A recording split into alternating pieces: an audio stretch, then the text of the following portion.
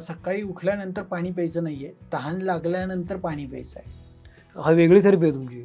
एक लक्षात घ्या, तहान लागणं किंवा पाणी पिणं हे फिलिंग आहे, व्यसन नाहीये. वेळ झाली म्हणून आपण पाणी नाही पिते. पाणी मला सांगा ना, आपण तहान लागल्यावर पाणी प्यायचं प्रकार आहे. बरोबर.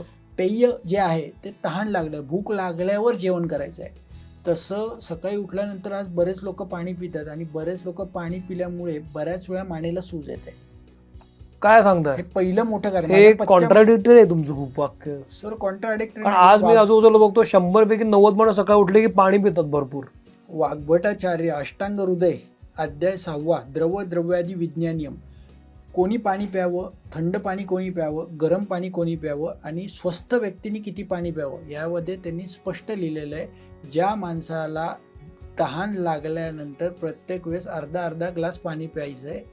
ग्रीष्म ऋतू आणि शरद ऋतू या ऋतूमध्ये पाण्याचं प्रमाण थोडंसं जास्त असावं, इतर ऋतूत अल्प पाणी प्यावं.